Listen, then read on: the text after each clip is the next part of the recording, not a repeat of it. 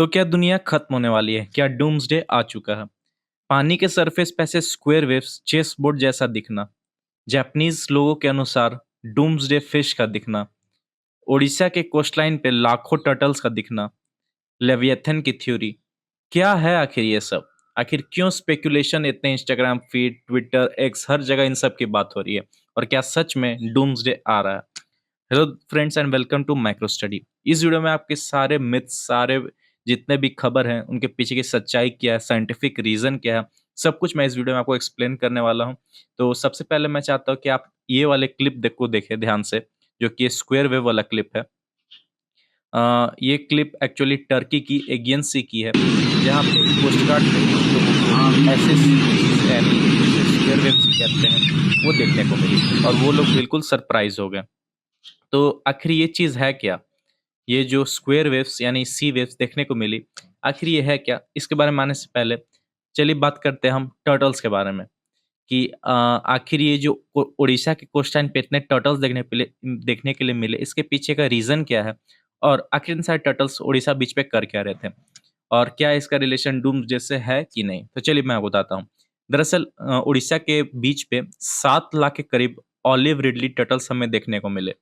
अब लोग इसे कनेक्ट कर रहे हैं एक ऐसे इंसिडेंट से कि जो डीप सी क्रीचर्स है वो ओशन पे आ रहे हैं, ओशन सरफेस पे आ रहे हैं, कोस्ट बीचेस पे आ रहे हैं, ताकि जो कि एक लेवियथन नाम का मॉन्स्टर है उससे बच सके। मगर सच्चाई ऐसी कुछ नहीं है। सच्चाई दरअसल ये है कि टर्टल्स का इस वक्त चल रहा है नेस्टिंग सीजन, और उड़ीसा का जो बीच है वो इनके नेस्टिंग सीजन के लिए बेस्ट सपोर्टिव एनवायरनमेंट है, जहाँ पे ये आते हैं और अंडे देते हैं। हाँ, एक चीज जरूर है कि जो ये नंबर है टर्टल्स का 7 lakhs, to be accurate 6,98,718 turtles, ये जो यहाँ पे बीच पे दिख रहे हैं ये नंबर थोड़ा ज्यादा है। अक्सर इतना नंबर नहीं होता है। मगर मैं आपको बता दूं कि इन टर्टल्स का इस बीच पे आने से डूम्सडे का कोई लेना देना नहीं है, बल्कि ये टर्टल्स यहाँ पे अंडे देने आए हैं, और वो जो अंडा वो हैच होगा, कुछ समय बाद वो नए टर्टल्स बनेंगे और वापस वो पानी में चले जाएंगे। हाँ, ये जो मैंने जैसे कि आपको बताया 7 लाख टर्टल्स का होना आम बात नहीं है, मगर कोई बात नहीं। हम जानते हैं कि सी के बारे में हमें केवल 3% पता है, 97% अननोन है। तो सी में इतने सारे क्रिएचर्स हैं और इतने ह्यूज अमाउंट में है, जिसके बारे में बता पाना इम्पॉसिबल है। तो हाँ, अगर हमें कुछ ऐसी इवेंट्स देखने को मिलती है जहाँ पे किसी भी क्रीचर का नंबर हमारे एक्सपेक्टेशन से ज़्यादा दिखता है एक छोटे जगह पे, छोटे सिमटी में, डेंसिटी के मामले में, तो हमें सरप्राइज़ होने की बिल्कुल ज़रूरत नहीं है। इसका डूम्सडे से कोई भी लेना-देना नहीं है। अब बात करते हैं हम जैपनीज़ ओरफिश के बारे में।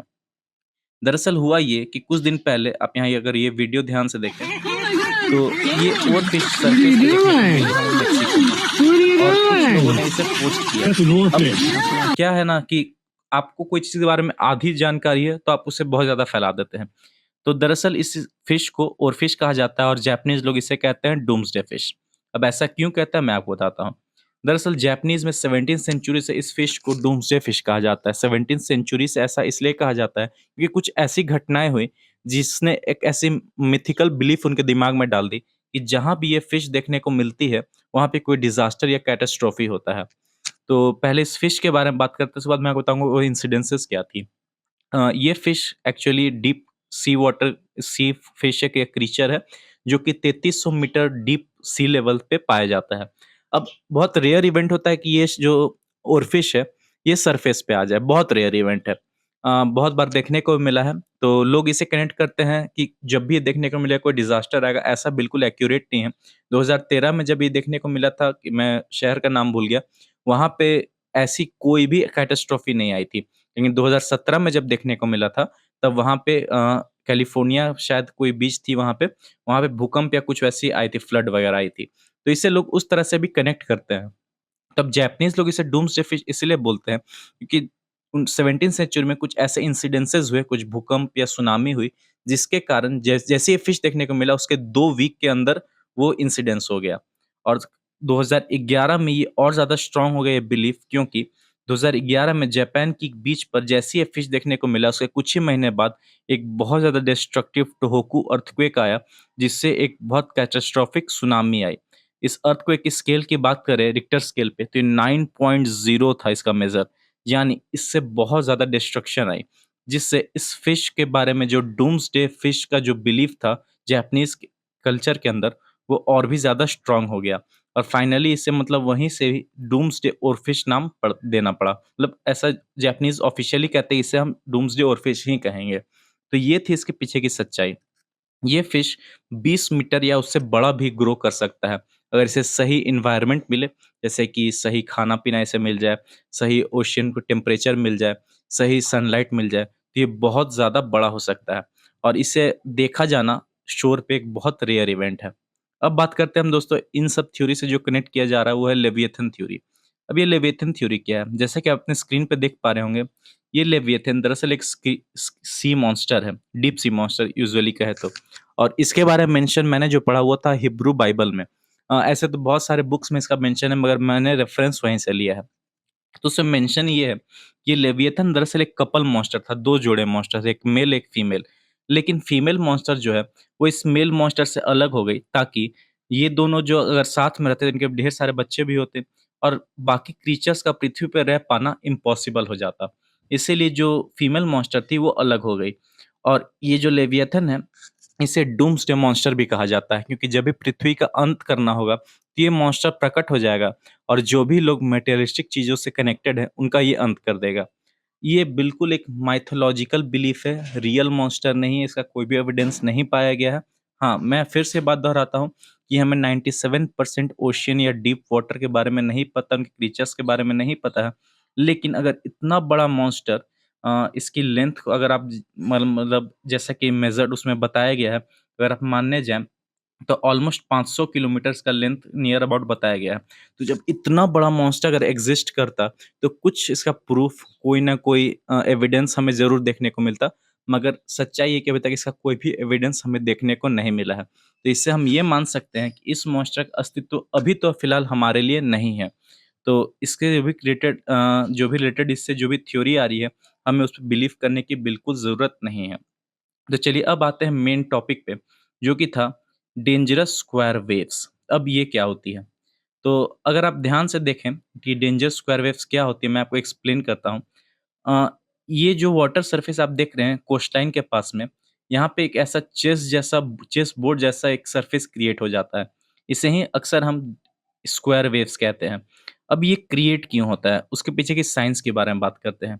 ये क्रिएट इसीलिए होता है क्योंकि स्वेल्स जो होते हैं वो एक डायरेक्शन में अक्सर चलते हैं। अब स्वेल्स क्या होते हैं?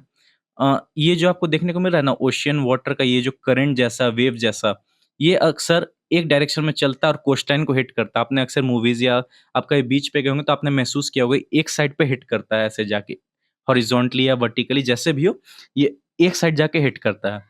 तो अब कभी-कभार क्या होता है कि ये जो स्वेल्स ऐसे चल रहे हैं, इनके एक अपोज़िट साइड जैसे कि मान के चलिए अगर ऐसे हॉरिज़ॉन्टली चल रहे हैं, तो वर्टिकल स्वेल्स भी ऐसे-ऐसे क्रिएट हो जाता है। अब क्या होता है कि ये दोनों स्वेल्स आपस में इंटरसेक्ट कर जाते हैं और जब ये इंटरसेक्ट करते हैं, तो हमें ऐसा स्क्वायर वेव जैसा फॉर्मेशन देखने को मिलता है, कुछ इस तरह का, जो कि चेस बोर्ड जैसा लगता है। तो टर्की के अगेंस्ट में जो हमें देखने को मिला है, वो बिल्कुल एक नॉर्मल इवेंट है, मतलब ऐसे तो नॉर्मल नहीं है, अक्सर ये नहीं होता है, मगर इसका रिलेटेड कोई डूम्सडे से नहीं है। ये एक साइंटिफिक प्रूवन या इसके पीछे की जो कारण है, वो हमें पता है कि ऐसा क्यों होता है, इसका डूम्सडे से कोई भी लेना-देना नहीं है। बेसिकली अगर आपको इसे महसूस करना है, ज़्यादातर जो ये होता है, वो आइल ऑफ रे में होता है, जो कि फ्रांस में आप यहाँ ये इमेज वहीं की आप देख सकते हैं, फ्रांस का झंडा यहाँ लगाया हुआ है। यहाँ पे आप देख सकते हैं कैसे ये स्क्वायर वेव फॉर्म हुआ है। तो अगर आपको इसे एक्सपीरियंस करना है तो आप इस जगह पे जाके इसे एक्सपीरियंस कर सकते हैं। इसका डूम्सडे से कोई भी लेना-देना नहीं है। जो लोग सोशल मीडिया पे फ़िलहाल ये फैला रहे हैं कि इसका रिलेशन या फिर टर्टल्स वाले का रिलेशन या लेविएथन का रिलेशन डूम्सडे से है, ऐसा बिल्कुल नहीं है। तो इसके पीछे की साइंस यही थी। एक और न्यूज़ जो बहुत ज़्यादा अभी स्पेकुलेट हो रही है वो ये है कि ट्रम्प और ज़ेलेंस्की के बीच में व्हाइट हाउस में एक थोड़ी अगली फाइट हो गई है जहाँ पे जेडी वैंस ने कहा कि ज़ेलेंस्की ने रिस्पेक्ट किया यूएसए को, उसके प्रेसिडेंट को, वाइस प्रेसिडेंट को, खुद जो कि वैंस वाइस प्रेसिडेंट है।